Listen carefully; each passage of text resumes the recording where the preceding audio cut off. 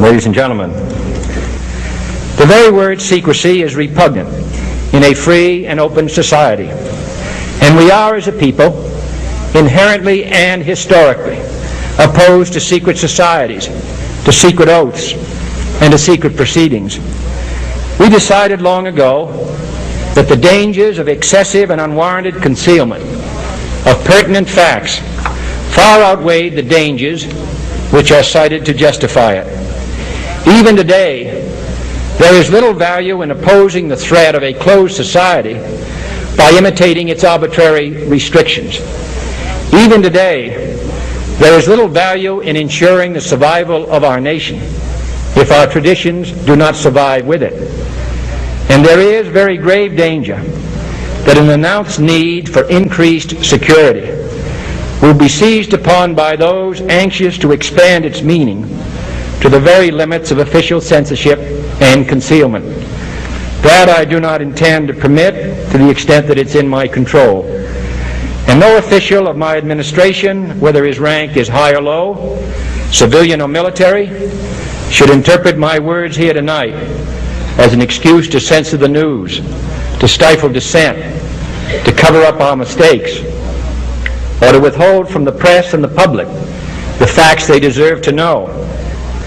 For we are opposed around the world by a monolithic and ruthless conspiracy that relies primarily on covert means for expanding its sphere of influence, on infiltration instead of invasion, on subversion instead of elections, on intimidation instead of free choice, on guerrillas by night instead of armies by day.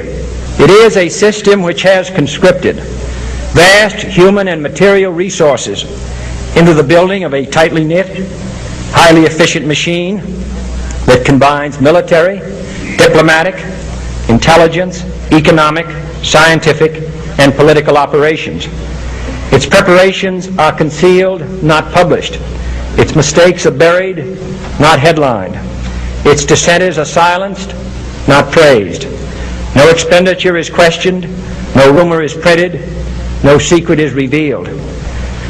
No president should fear public scrutiny of his program, for from that scrutiny comes understanding, and from that understanding comes support or opposition, and both are necessary.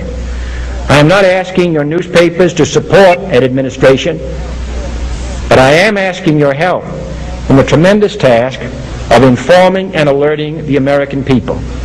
For I have complete confidence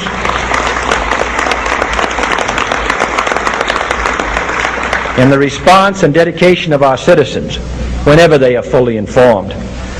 I not only could not stifle controversy among your readers, I welcome it. This administration intends to be candid about its errors. For as a wise man once said, an error doesn't become a mistake until you refuse to correct it. We intend to accept full responsibility for our errors, and we expect you to point them out when we miss them. Without debate, without criticism, no administration and no country can succeed, and no republic can survive. That is why the Athenian lawmaker Solon decreed it a crime for any citizen to shrink from controversy. And that is why our press was protected by the First Amendment, the only business in America specifically protected by the Constitution, not primarily to amuse and entertain, not to emphasize the trivial and the sentimental, not to simply give the public what it wants, but to inform, to arouse, to reflect, to state our dangers and our opportunities, to indicate our crises and our choices, to lead, mold, educate, and sometimes even anger public opinion. This means greater coverage and analysis of international news, for it is no longer far away and foreign, but close at hand and local.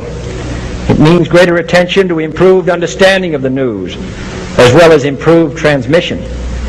And it means, finally, that government at all levels must meet its obligation to provide you with the fullest possible information outside the narrowest limits of national security. And so it is to the printing press, to the recorder of man's deeds, the keeper of his conscience, the courier of his news, that we look for strength and assistance, confident that with your help, man will be what he was born to be, free and independent.